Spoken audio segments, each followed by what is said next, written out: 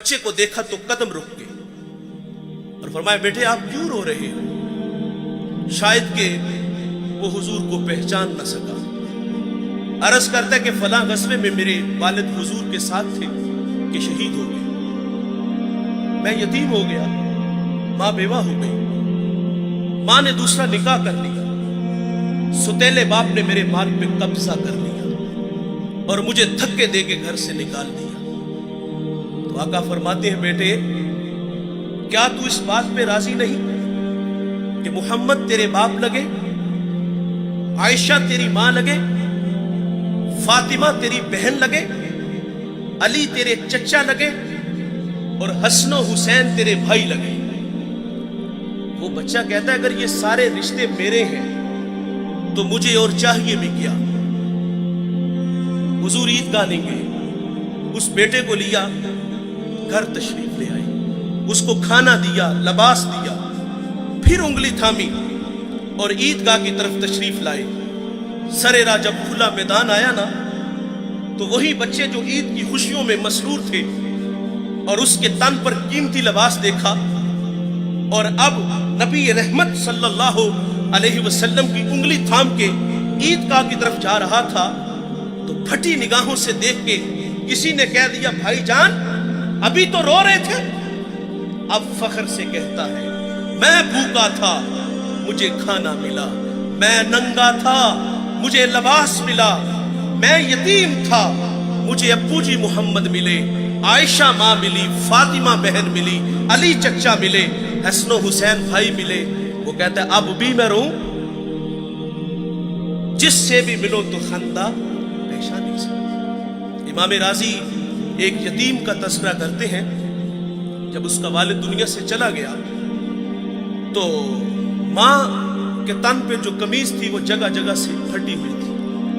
ماں سے کہتا ہے ماں اگر رخصت دو تو چچا سے آپ کے لیے قمیض نہ لے آؤں۔ ماں نے کہا بیٹے تو عرب کی روایت سے واقف نہیں، تیرا چچا تجھے قمیض نہیں دے گا دھکے دے گا۔ بچپنے کی معصومیت تھی کہ محبت میں ماں سے الجھ بیٹھا، کہتا ہے ماں کیوں نہیں دے گا، میرے والد کا بھائی ہے، بہت سارے حق بنتے ہیں۔ جب ضد بڑی تو ماں نے اجازت دے دی۔ یہ بچہ چچا کے دروازے پہ آیا، دستک دی، چچا کے بیٹے باہر آئے اور یہ ان سے باتیں کرنے لگے۔ اس نے کیا کہا ہوگا کہ چلو باہر کھیلنے چلتے ہیں، یا کوئی کل کا پروگرام بنانے گیا تھا؟ نہیں دوستو، وہ کیا کسی مفکر نے کہا تھا کہ غریب کی جوانی جنگل کا پھول اور سردیوں کی چاندنی یوں ہی بیکار جاتی ہے۔ غریب کو تو جوانی میں بال سنوارنے کا بھی موقع نہیں ملتا۔ یقیناً اس نے کہا ہوگا کہ تمہاری چچی کے تن پہ جو قمیض ہے وہ جگہ جگہ سے پھٹی ہوئی ہے اور میں سوالی بن کے تمہارے دروازے پہ آیا ہوں۔ ابھی یہ باتیں ہو رہی تھی کہ چچا بھی آ گیا۔ چچا نے بھتیجے کو دیکھا تو کیا پچھلا بھائی یاد آ گیا؟ نہیں۔ کیا آنکھیں نمناک ہوئیں؟ نہیں۔ کیا دل میں کوئی گداز اترا؟ نہیں دوستو۔ کیا شفقت کے لیے اس نے بازو پھیلائے؟ نہیں میرے بھائی، اس نے اپنے بچوں کو کمرے میں بھیجا اور یتیم کو دھکا دیتے ہوئے کہتا ہے منحوس پلٹ جا، کہیں تیری نحوست کی وجہ سے میرے بچے یتیم نہ ہو جائیں۔ آپ گینا دل ٹوٹ گیا، آنکھوں سے آنسو بہہ نکلے۔ آقا فرماتے جب یتیم روتا ہے تو اللہ کا عرش بھی کانپ اٹھتا ہے۔ یہ دکھتا ہوا دل لے کے واپس پلٹا، سرے راہ حضور کے غلام سے ملاقات ہوئی۔ اس نے کہا بچے کیوں رو رہے ہو؟ کسی نے مارا؟ کسی نے دل دکھایا؟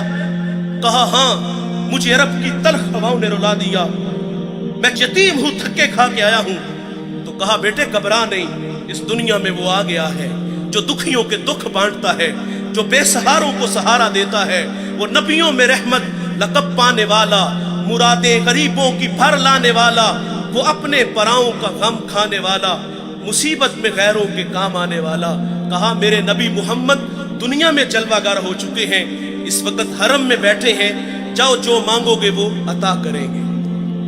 یہ بچہ گھر آیا، ماں نے کہا بیٹے تجھے منع کیا تھا۔ کہا ماں تو نے سچ کہا، لیکن ماں عرب کا معاشرہ ابھی اتنا بھی بے رحم نہیں ہوا۔ سنا ہے ماں ایک ایسا ہے جو جھڑکتا نہیں، ایک ایسا ہے جو جھولی بھرتا ہے۔ ماں کہتی بیٹے وہ کون ہے؟ اس نے کہا زمانہ اس کو محمد صلی اللہ علیہ وسلم کے نام سے جانتا ہے۔ جب حضور کا نام سنا تو ماں چونک سی جاتی ہے۔ کہا بیٹے نہیں جانے دوں گی۔ کہا ماں کیوں نہیں جانے دو گی؟ تو والدہ کہتی سنا ہے جو اس سے ملتا ہے وہ اپنی باتیں بھول جاتا ہے اور اس کے دین دھرم کو قبول کرتا ہے۔ اس نے کہا ماں میں نے قمیض لینی ہے، دے دے گے ٹھیک، نہیں تو لوٹ آؤں گا۔ یہ بچہ حضور کی خدمت میں حاضر ہوا۔ اس پہ کچھ تقاضے بنتے تھے، مانگنے کے کچھ آداب ہوتے ہیں نا۔ سائل ہمارے دروازوں پر بھی آتے ہیں اور کیا کچھ نہیں ہمیں کہتے، سیٹھ صاحب، شیخ صاحب، مولانا صاحب، کاروبار کے لیے دعائیں، بچوں کو دعائیں، پھر مٹھی آٹا یا 2 آنے ملتے ہیں۔ اس بچے پہ تقاضا بنتا تھا پہلے یتیمی کا داغ دکھانا، پھر اپنوں کے رویے بتاتا، پھر سرے راہ ملنے والے حضور کے غلام کی کہانی چھیڑتا کہ میں نے سنا ہے آپ کے بارے میں، آپ بڑے رحیم ہو، بڑے کریم ہو، مہربان ہو، جو مانگو عطا کرتے ہو۔ اتنا تو حق بنتا تھا، لیکن دوستو اس بچے نے کوئی ایسی بات نہیں کی۔ اس نے آگے کہا جناب والا میں نے آپ کے دین کو قبول نہیں کرنا، میں آپ سے ایک قمیض لینے آیا ہوں۔ میری ماں کے تن پہ جو قمیض ہے وہ جگہ جگہ سے پھٹی ہوئی ہے۔ حضور ناراض نہیں ہوتے، قمیض کے بٹن کھولتے ہیں، اتارتے ہیں اور اس یتیم کو عطا فرما دیتے ہیں، اور پھر یوں بازو پھیلا کے فرمایا آجو بیٹے میں محمد کے سینے سے لگ جاؤں، جس سے بھی ملو تو خندہ پیشانی سے ملو۔ جابر بن سلیم رضی اللہ تعالیٰ عنہ فرماتے حضور نے مجھے ایک اور نصیحت ارشاد فرمائی، جابر بن سلیم کسی کو شرمندہ نہ کرنا، یہ بھی اخلاق سے گری ہوئی بات ہے اور ہم قدم قدم پہ کرتے ہیں۔ دیکھیں بھائی انسان کی فطرت میں بھول جانا ہے۔ کوئی بندہ مرنے سے پہلے آ جائے، ہاتھ جوڑ کے کہہ دے کہ یا اللہ آج کے بعد گناہ نہیں کروں گا، یہ اس کا وعدہ ہے کہ جو میری چوکھٹ پہ 2 آنسو لے آتا ہے میں اس کے گناہ کو لوح محفوظ سے مٹا دیتا ہوں۔ ہم تو مائل بکرم ہے کوئی سائل ہی نہیں، راہ دکھلائیں کسے کوئی رہروے منزل ہی نہیں۔ جو گناہ چھوڑ دیتے ہیں عادت باری تعالیٰ ہے، وہ ان کے گناہوں کو معاف کر دیتا ہے۔ بنی اسرائیل میں ایک جوان تھا جس کا نام کفل ہے۔ کفل کسی شریف آدمی کا نام نہیں، بہت بڑا بدماش ہے، اور اس کی بدماشی کیا ہے، وہ غریبوں کی بیٹیوں کو لوٹتا تھا۔ ایک دفعہ اس نے 60 دینار میں کسی مجبور بیٹی کو خریدا، خلوت میں اس کے پاس گیا، دیکھا تو وہ رو رہی تھی۔ کفل سمجھتا تھا کہ میرے پہلو میں آنے والی ہر بیٹی بے غیرت ہوتی ہے، لیکن یہاں برستے آنسو دیکھے تو قدم رک گئے۔ سوال کرتے کہ کیوں رو رہی ہو؟ اس نے کہا کفل میں شوق سے نہیں آئی، مجھے بھوک تیرے تک کھینچ لائی ہے، مجھے غربت تیرے تک کھینچ لائی ہے۔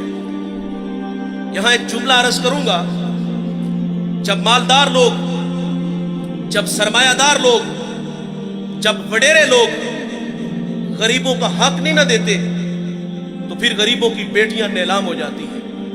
یہ ڈائمنڈ منڈیاں، یہ بازار حسن، یہ کوٹھے، یہ کنجریاں اس وقت بنتی ہیں جب ہم ان کا حق نہیں دیتے۔ آج فخر ہے کہ بہت بڑے جگیردار ہیں، بہت بڑے زمیندار ہیں، تجوریاں خزانوں سے بھری ہوئی ہیں اور ان کے ہم نے منہ بھی کھولے ہیں، پیسہ پانی کی طرح بہاتے ہیں، معاشرے میں ہم دریا دل مشہور ہیں، لیکن دولت کہاں لٹاتے ہیں؟ جہاں نفس کو حظ ملتا ہے۔ میں ایک دیہاتی ہوں، ہمارے دیہاتوں میں میلے ٹھیلے کا ماحول ہوتا ہے، کتوں کی لڑائی آئی تو 50,000 وہاں دے دیا، کرکٹ میچ آیا تو 1 لاکھ کا انعام وہاں دے دیا۔ جہاں نفس کو حظ ملا ہم نے دولت کا منہ وہاں کھولا، اور جہاں دولت لٹانے سے رب راضی ہوتا ہے، اس کی رحمتیں برستی ہیں، وہاں غفلت کی پٹی۔ وہ کیا کسی شاعر نے کہا تھا کہ دیکھا ہے میں نے شہر میں کوڑے کے ڈھیر پر 2 بچے لڑ رہے تھے فقط ایک بیر پر، فصلوں کو کاٹتے کچھ ٹوٹی چوڑیاں، کچھ بک گئی ہیں دوستو گندم کے سیر پر، اور گندم امیر شہر کی ہوتی رہی خراب، بیٹی مگر غریب کی فاقوں سے مر گئی۔ اور محسن نقوی کہتا ہے محسن یہ غریب لوگ بھی تنکوں کا ڈھیر ہوا کرتے ہیں، کبھی پانی میں بہ گئے تو کبھی ملبے میں دب گئے۔ اور اللہ نے آپ کو دولت سے نوازا، دولت وہاں جہاں دولت لٹانے سے رب راضی ہوتا ہے، اس کی رحمتیں برستی ہیں۔ ہمارے گجرانوالہ دھلا چوک پہ ایک بوڑھا دن دہاڑے آٹے کا تھیلا اٹھا کے دوڑ لگاتا ہے، نحیف تھا، 2 قدم چلا کے لوگوں نے پکڑا اور خوب زد و خوب کیا، اور بعد میں سوال کیا کہ بوڑھے یہ جرت کیوں کی؟ تو وہ بوڑھا رونے لگا، وہ کہتا ہے 1 ہفتہ ہو گیا مجھے اس چوک میں آ کے کھڑا ہوتا ہوں مزدوری کے لیے، اور مجھے بوڑھا سمجھ کے لوگ چھوڑ کے چلے جاتے ہیں۔ ہفتہ ہو گئے بچے بھوک سے مر رہے ہیں، آج ان کی بھوک دیکھی نہیں گئی تو چوری پہ جو ہے وہ آمادہ ہوا، اور دولت یہاں لٹاؤ۔ یہ نوائے وقت میں ایک خبر چھپی تھی، کمالیہ کی بیٹی وہ شادی کے قابل تھی، ایک رشتہ ملا، ادھر سے بارات آ رہی ہے، ادھر بیٹی والے تیاریوں میں تھی۔ ہمسائیگی میں سے کسی نے شرارت کی کہ جس کے گھر میں آ رہے ہو وہ اپنی بیٹی کو چند جوڑوں کے سوا اور کچھ بھی نہیں دے سکتا۔ بارات وہیں سے واپس چلی گئی تھی۔ بتاؤ اس بیٹی کے دل پہ جو کچوکے اور زخم لگے تھے اس کا مداوع کس نے کرنا تھا؟ چاندی اتر آئی بیٹیوں کے بالوں میں، مفلس کو پھر امید ہے کہ بارات آئے گی، اور کتاب زیست کا ایک اور باب بیت گیا، جہیز بن نہ سکا اور شباب بیت گیا۔ اور اللہ نے آپ کو دولت سے نوازا ہے، غریبوں کی بیواؤں کی بیٹیاں گھروں میں بوڑھی ہو رہی ہیں، تم کتوں کی لڑائی پہ پیسے لٹا رہے ہو، تم ہجڑوں پہ دولت لٹا رہے ہو۔ اگر دولت لٹانے کا شوق ہے تو معاشرے میں پھیلے ہوئے دکھ دیکھو، یتاما مساکین پہ دولت لٹاؤ تاکہ تم خدا کی رحمتوں کے مستحق ٹھہرو۔ لیکن دولت وہاں دی جہاں نفس کو حظ ملا۔ جب اس بیٹی نے کہا کفل مجھے بھوک تیرے تک کھینچ لائی ہے، یہ ایک جملہ کفل کی ہدایت کا سبب بنا، دل کے آئینے پہ چوٹ لگی، کفل رونے لگا، ہاتھ چھوڑ کے کہتا ہے بہن مجھے معاف کر دے، تو جس عزت سے آئی ہے اسی عزت سے واپس گھر چلی جا، اور میرے لیے دعا کر کہ میں بڑا ہی کتا انسان ہوں، اللہ مجھے معاف کر دے۔ وہ بیٹی گھر چلی گئی اور ادھر تقدیر کا قلم چل گیا۔ اسی رات کفل کو موت آ گئی۔ صبح ہوئی تو زمانے نے کفل کی دیوار پہ یہ لکھا ہوا پڑا تھا کہ اللہ نے کفل کو معاف کر دیا ہے۔ وہ معاف کر کے راضی ہوتا ہے۔ بھائی ہمیں بھی آدر ڈالنی چاہیے۔ حضور کی خدمت میں ایک خاتون آئی اور عرض کرتی طہرنی یا رسول اللہ، طہرنی یا رسول اللہ، طہرنی یا رسول اللہ، طہرنی یا رسول اللہ۔ 4 دفعہ کہا آقا مجھے پاک کیجئے، آقا مجھے پاک کیجئے، آقا مجھے پاک کیجئے، آقا مجھے پاک کیجئے۔ حضور نے اس کا جرم پوچھا تو اس نے کہا کہ میں شادی شدہ ہوں، مجھ سے زنا کا ارتکاب ہوا، میرے پیٹ میں بچہ ہے۔ اور یہ حضور سے جب اس نے عرض کیا تو حضور فرماتے ہیں یہ گناہ تو نے کیا ہے، اس کی سزا بھی تیرے لیے ہے، اس بچے کا کوئی قصور نہیں۔ حضور نے اس کو مہلت دی، اس نے بچے کو جنم دیا، پھر 2 سال اس کو دودھ پلایا، 2.5 سال بعد حضور کی خدمت میں حاضر ہے، اس کو سنگسار کیا گیا، پھر خود حضور نے جنازہ پڑھا۔ حضرت عمر رضی اللہ تعالیٰ عنہ عرض کرتے ہیں آقا یہ بڑی بدکار عورت تھی، تو میرے نبی فرماتے ہیں عمر اس خاتون نے ایسی سچی توبہ کی ہے، اگر اس کی توبہ کا 10واں حصہ اہل مدینہ میں بانٹ دیا جائے تو اللہ تعالیٰ سب کی مغفرت فرما دے۔ لیکن ہمارا حال کیا ہے؟ اگر غلطی ہو جائے تو ہم معافی نہیں کرتے۔ یار مثال کے طور پہ بندہ گناہ چھوڑ کے مسجد میں ہی آنا ہے نا اس نے، تو ہم کہتے ہیں لو 100 چوہے کھا کے بلی حج نو چلی، وہ پائی تینوں مسجد آراکی نے بہایا، اسی اللہ نے جس اللہ نے تمہیں دکھایا ہے۔ کبھی ہم کہتے چور چوری چھوڑ دیتا ہے، ہیرا پھیری نہیں چھوڑتا، جوتے چرانے آئے ہو۔ وہ یار وہ آ گیا ہے، مسجد کی آبادی کا سبب بنا ہے، ہمیں خوش ہونا چاہیے تھا۔ میں شکر گڑھ باؤنڈری پہ ایک گاؤں میں حاضر ہوا تو وہاں جو محلے کی مسجد تھی نا، وہاں نماز تو بڑی دور کی بات ہے، اذان پڑھنے کے لیے کوئی بندہ نہیں ملتا تھا۔ یہ مسجدوں کی حالتیں ہیں۔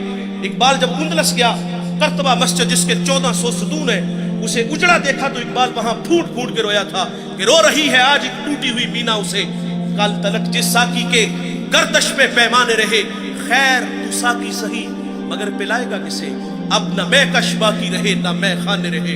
اقبال کہتا ہے وائز قوم کی وہ پختہ خیالی نہ رہی، برق طبعی نہ رہی، شعلہ مکالی نہ رہی، رہ گئی رسم آزاں روح بلالی نہ رہی، فلسفہ رہ گیا تلقین غزالی نہ رہی اور مسجد مرثیہ خواہ ہے کہ نمازی نہ رہے، یعنی صاحب اوصاف وہ حجازی نہ رہے۔ اللہ کے گھر تو ویران ہے، اگر کسی کی پیشانی میں سجدوں کا نور ٹپک رہا ہے، وہ اللہ کے گھر میں حاضر ہے، ہمیں تو خوش ہونا چاہیے تھا، لیکن ہم شرمندہ کرتے ہیں۔